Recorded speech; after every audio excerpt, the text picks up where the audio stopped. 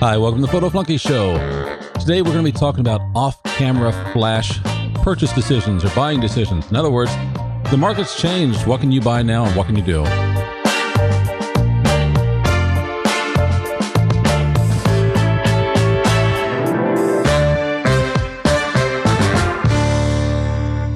Hi, my name is William Beem, and it's just going to be you and me today, because we're talking about off-camera flash, and Lee, although a wonderful photographer, doesn't play with off-camera flash, so we decided to give her the day off. And before we get into that, I want to let you know that show notes are going to be available at williambeem.com/episode 105. And I've got an offer for you. If you're interested in some outstanding photography and Lightroom and Photoshop training, I've got a code for you. I bet not so much a code. I've got a link that'll save you $20 off an annual subscription of Kelby One. Just go to williambeem.com/Kelby One. This is outstanding training for Lightroom, Photoshop, photography, off-camera flash and lighting, and much more. And I've been a member for years, so long I can't even really remember, but I still go to it on a regular basis.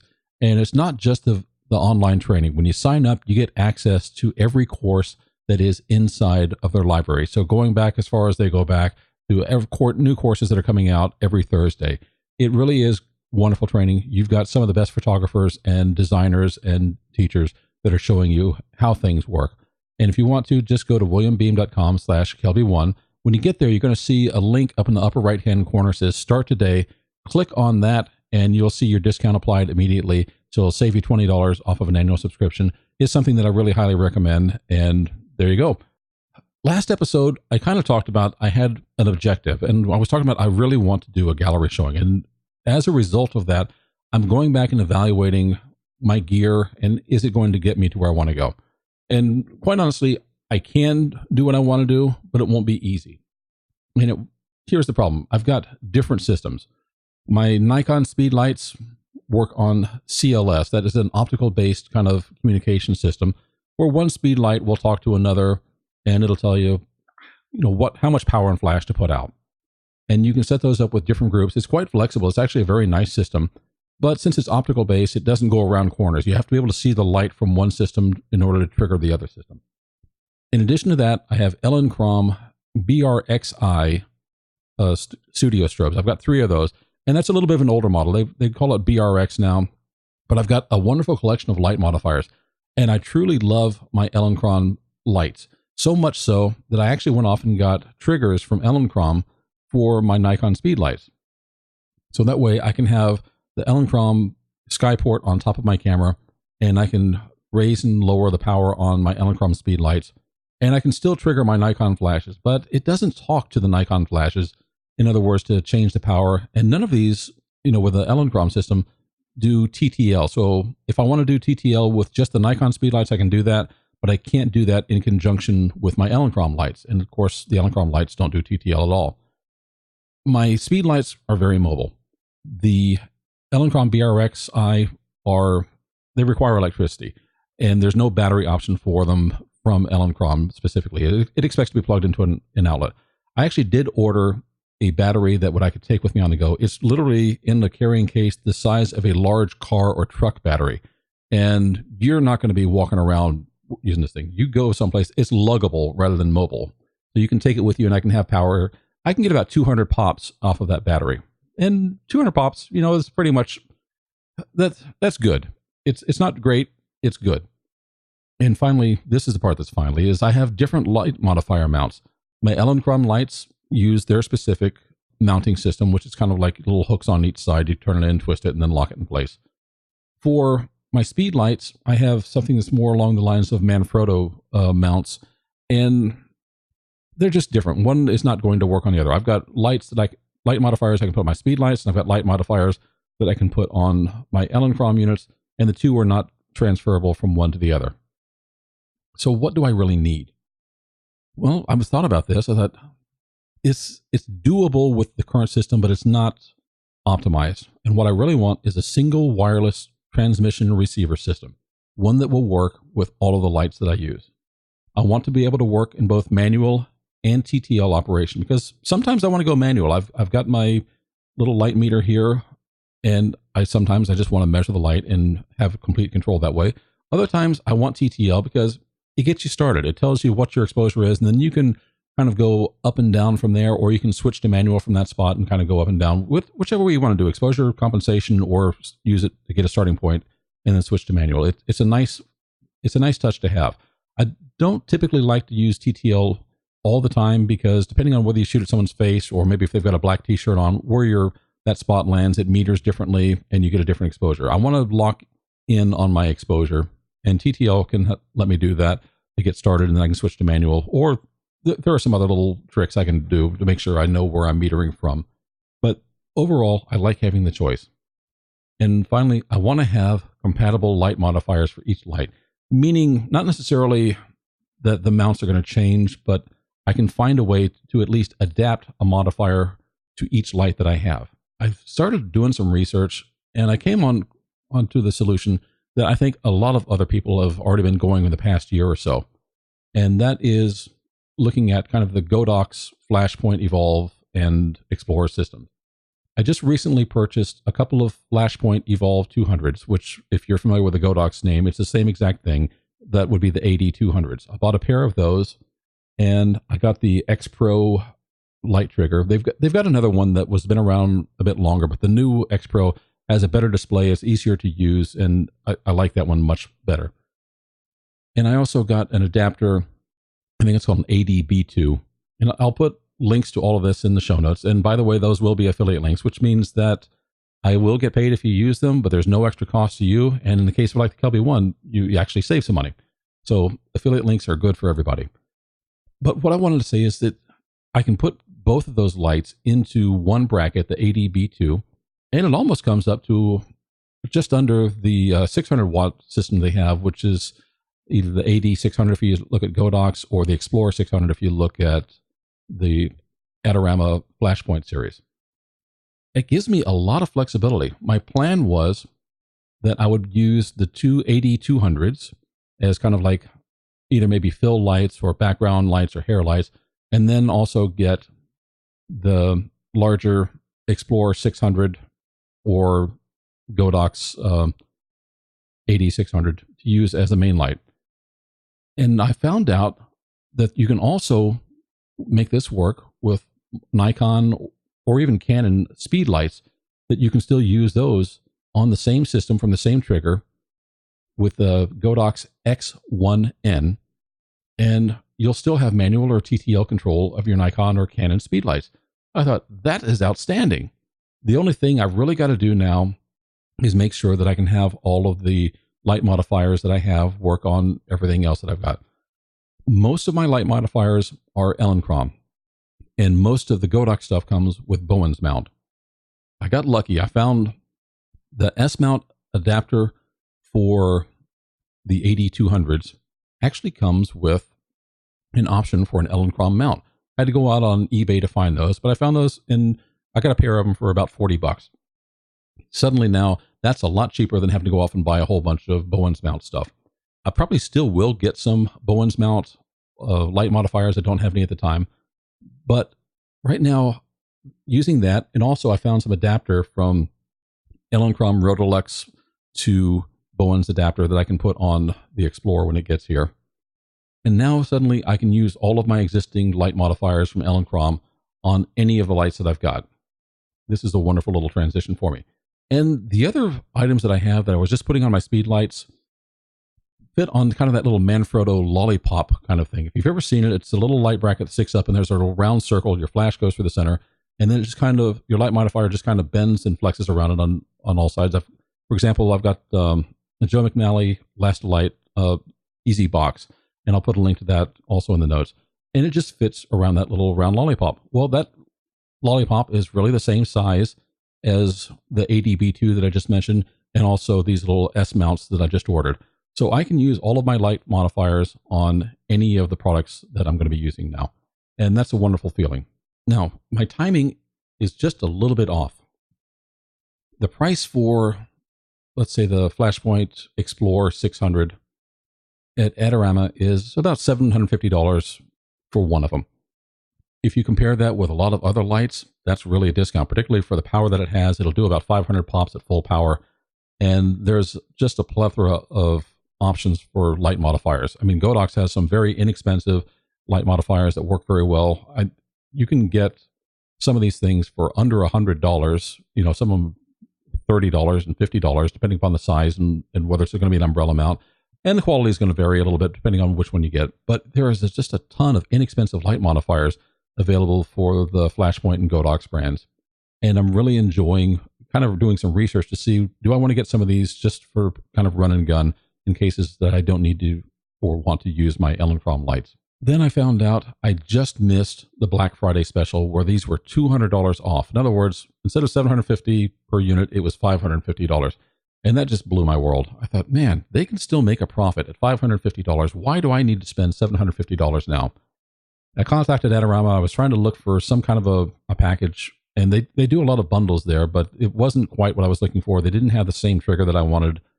And I wanted to see if I could find a way to put in my own package. And unfortunately, the answer that I got from Adorama was the price is what the price is. You know, you look on the webpage, we'll help you find an existing bundle that's out there, but we're not going to negotiate on any pricing. I thought, well, you know, that's the way it is. I called on a weekend, and you don't get people, I don't think, who are really making decisions. And also my order probably wouldn't have been big enough to move Adorama. It's not like I was buying hundreds of these things. I was going to buy 3 of the 600 lights. But I decided to hold off because then I heard there was a rumor coming around that there was going to be a pro version of this. And I thought, oh, great. If they come out with a new version of it, they'll probably drop the price on the old one.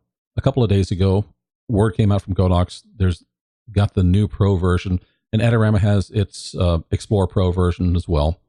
It's $899. And most of the people I was looking at on the Facebook groups were saying it's not enough of an advance over the existing light to warrant an upgrade. Everybody was saying, well, it's got a smaller battery. It's got features that don't matter to me. I started thinking about it and comparing this not to the light that I haven't bought yet, but to some of the other lights. If you look at the ProPhoto B1 series, or if you look at the Elinchrom ELB 400s, this is a bargain. I mean, one of the Elinchrom ELB 400s, which isn't as strong, it starts at about $1,500 and goes up to $2,000 for a light and battery pack. This is a self-contained unit that does TTL and works with this whole little ecosystem of the other Godox lights for $900. I thought, in comparison, it's a nice deal. One of the things I was going to compromise on with the existing light was that I thought the color variance was a little too large for me on the older lights. It was like a 200K color variance. Not something that you couldn't overcome, but it's something that you have to deal with in post, and I just didn't I didn't want that, but I was willing to compromise on it. The new one has a stricter color mode with a 50K variance. I thought, okay, that's getting down to the range of what you can do with some of the ProPhoto lights and other high-end things that cost thousands of dollars more. The trick, I think, that this new 600 Pro is missing is going to be on flash duration. And that will be really important to people who are doing sports and action photography. At the low end, like 1/128th of power, you're going to get 1 to 10,100th flash duration. On the high end, it's 1/220th, at a full power 1/220th flash duration, which is not much more than what your shutter speed is going to be. For a lot of the sports professionals, that just simply isn't going to cut it. Fortunately for me, I'm not shooting sports. I'm photographing models and portrait subjects, and they're not moving that fast. So I don't have to worry about that kind of stuff. And I thought, this is a nice compromise. I don't have to pay for a flash duration that honestly I don't need. And I still have my Nikon speed lights, which will get, up 1/2000th of a second if I want to stack a couple of those together for the occasional action portrait. But overall, this is perfect. I've got the color consistency that I want. I've got the portability that I want. And now with the trigger system, it'll trigger everything all in the same system. I can control my Explore 600 Pro when it arrives. I actually don't even know when it's going to arrive yet. I can control my pair of 80 200s. And with the addition of the Godox X1N, I can control my Nikon SB900 and SB910 speed lights. Those are about like $40 a piece. Everything is in the same control. The Godox X transceiver system has 5 groups. What I understand with Nikon is it really only works with 3 because it's kind of using the CLS system underneath, and it only works with the 3 groups. But that's fine with me. I can have a group for my main strobe, I can have a group for my 80 200s, and I can have a group for my Nikon flashes and I can mix that up depending on, however I need them for whatever situation I get into.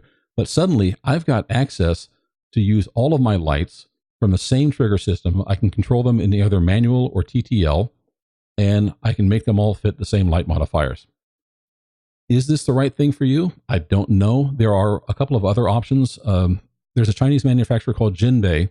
Over at Adorama, they sell this as an Orlit Rove Light 600. And from what I gather, I haven't investigated this one so well. The system that it has actually works with Canon speed lights. I don't think it works as well with Nikon. I could be wrong about that. But the nice thing is, if you look at the Flashpoint, Explore, or Evolve systems on Adorama, you can get those adapters that'll work with your Nikon or Canon speed lights. Or if you just want to go with the Orlit solution, maybe you don't have to get the adapters for your Canon speed lights if that's what you're using. We're actually getting some really nice options now, and these are coming from reasonable cost prices from predominantly Chinese manufacturers. But like I said, I'm kind of late to the game with this. These things started showing up on people's radar, and they've been using like the Streak Light 360 and other systems like that for a while. But I'd say about November, December 2016, people really started discovering the 8200 and also the 600 system coming out. And the results are really good. A lot of people are having a wonderful time with these things. They're getting consistent results, and there's a whole ecosystem here, and there are inexpensive light modifiers to go with them. And by default, they use a Bowen's mount, which means that there's a lot of other light modifiers choices that'll work with that. You can also get some other adapters or speed lights for them. I don't think that's necessarily a good thing to do unless you already have a plethora of, alternative light modifiers like I do. I've got Elinchrom, and I want to make sure I use them. I don't want to go spend a lot of money on more light modifiers since I've already got some ones that I enjoy. I am really happy with my Elinchrom lights, except the fact that they really aren't mobile. In a studio environment, fine. I'll set them up and I'm happy to go with them. I also like the idea, now that I'm thinking about it, that suddenly I don't have to have a lot of electrical cables across the floor and worry about people tripping on them. I can just charge up the batteries, stick these lights in.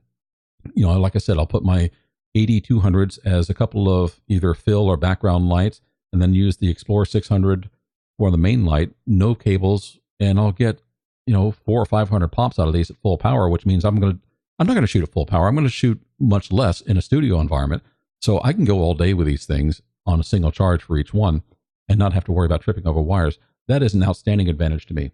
That's where I'm headed right now. That's what I'm thinking about. I'm kind of curious, if you're looking at lighting, what kind of questions are coming up with you? I think that these are a really good value, and I've been playing around with the 8200 so far and just having a lot of fun with them. What if I stuck with Elinchrom? My choice then was to go probably for the Elinchrom ELB 400. I don't think that I would have made a choice to go for the ELB 1200. It's a lot of power, more than I need. I think the ELB 400 would really cover what I want to do. Well, that's $1,500 per light. And you can get a dual head with it, but then it's on asynchronous power. So you're getting more power output from one of the flash heads than you are from another. And they're both talking to the same battery. So you still got the same thing where you've got a battery pack and cables going to the flash heads. It's something that it didn't really appeal to me. I mean, one light to go off and trigger, yes, but I wanted to take out, I like a 3-light setup in most cases. I can do a lot with one light. I can do a little bit more with 2 lights. 3 lights is as much as I think I really need to do for the kind of photography and portraits that I want to do. I've seen people, go with 10 speed lights on one shoot, and I understood the purpose for each of those lights. It was glorious, but I'm not going to construct anything like that. The lighting I want to do is typically with one subject, not trying to light an entire scene, and be able to really flatter that subject. 3 lights is perfect for me. If I went with the Elinchrom, like I said, $1,500 to $2,000, depending on the kit that I got per light. Compare that, I just got a couple of these 8200s. Each box was $330 from Adorama, and that got me the light. There's 2 heads on it. One of them is a Fresnel head. Another one of them is a bare bulb head. Comes with a little, light stand. And I got a kit that has barn doors, a grid, and 4 color gels, with each one. The barn doors aren't really all that great. The light will leak off the side. I can put some gaffer tape on and fix that. But, to have a grid and the color gels to go along with it, and they're magnetic, they just kind of pop right on. It's actually pretty handy for, doing some color gel stuff on backgrounds or what have you. They work TTL. The Elinchrom lights are not going to work TTL. with the Skyport adapters that I've got, I can trigger my Nikon flashes, but I can't control it. And like I said, it's a separate head with asymmetrical power. So I can plug two heads in there, but one of them's going to have the strong flash, one of them's not. It's a good system if you want to take out a single light and you've got the money to go off and buy two lights. My funds are, well, I don't want to throw them away like that, honestly. I really love the Elinchrom lights, but I think I can do just as well, maybe even better, with the system that I'm looking at. Now, for the Godox and Flashpoint brands, if you have Nikon, Canon, and then third in line, I'd say, with Sony, you're pretty well set up. And they'll work with the radio transmitter, will work with some of the other brands like Fuji and Olympus on the older transmitter. The newer one seems to only work with Nikon and Canon. And I've seen that there's a introductory on Adorama. You can find that's like, it's not shipping yet, but you can buy the Sony and they'll charge you when it comes. The question is, you don't know how long it's going to take to get there. It might be 6 months. What happens if you use medium format? Well, you're out of luck. I have not seen anything other than DSLR or mirrorless triggers coming off from the Flashpoint and Godox brands. But for the majority of people I know that are shooting Nikon or Canon, they're already set. They've got everything they need. It's available. And it is really a wonderful system of lights. Like I said, manual or TTL, and there is a whole market of other lights that go with it, other light modifiers that go with it. And people who know these lights, you can find groups on Facebook and other places. Just search for Godox users, or they're sold under other brands. You'll find them under Cheeto. You'll find them in the UK, I think Pixic or something along that line. And there's a few other names for them. They're all the same system. So whether you buy Godox or Flashpoint, it's the same system. The reason that I chose to buy from Adorama is because of support. I have read online people who have tried to reach out to Godox and get support. They got nothing back. Absolutely no response whatsoever. However, there are places in the US, and Adorama is the US distributor. They will provide you with support. There are some other websites that sell flash gear. I'll put a couple of links to those in the show notes as well. And some of them will offer you a 2-year warranty, and they'll offer support for your lights, which I think that is one of the key differentiators between some of these smaller Chinese brands and something like Profoto or Elinchrom. Those companies are used to dealing with professionals who need support. If you're a traveling photographer, you can go anywhere in the world pretty much and be able to rent Profoto equipment. Probably not so much with Godox gear or Flashpoint. If that's important to you and you want to stick with the same system, there's a reason you pay that price for Profoto. And don't get me wrong, Profoto's very good, but it's not perfect. I've seen some YouTube videos where they did a comparison against Profoto and the Godox, AD600, and a number of things, the cheaper light came out on top. It didn't come out on top on color consistency, but now that's supposed to be corrected with the Pro version that I just ordered. It depends on what kind of work you're doing and what kind of budget you're working with. Are you going to spend $5,000 on a light when you can find something less expensive that will let you get 2 or 3 or more lights for the same price as one Profoto? And that's kind of the choice that I made. I'm doing this as an advanced enthusiast who sometimes, does some work that I make some money on. And for me, going with the Flashpoint and Godox system made a lot of sense. I just wanted to give a little rundown on this is kind of what I'm thinking of. It's not that I needed to have new lights. It's that I needed a system for the work that I want to do for my portfolio and my goal for getting a gallery showing together. I want to do more location photography, and I want that system to work well and be interchangeable. For me, the Flashpoint system and the Flashpoint and Godox system was the right answer. It takes advantage of the gear that I already have with some adapters and some, little add-ons, but mostly it means I don't have to go off and buy a lot of light modifiers. And it gives me the option between manual or TTL, and it gives me room to grow as new lights come out. So I hope this was helpful for you. If you got any questions, please let me know in the comments.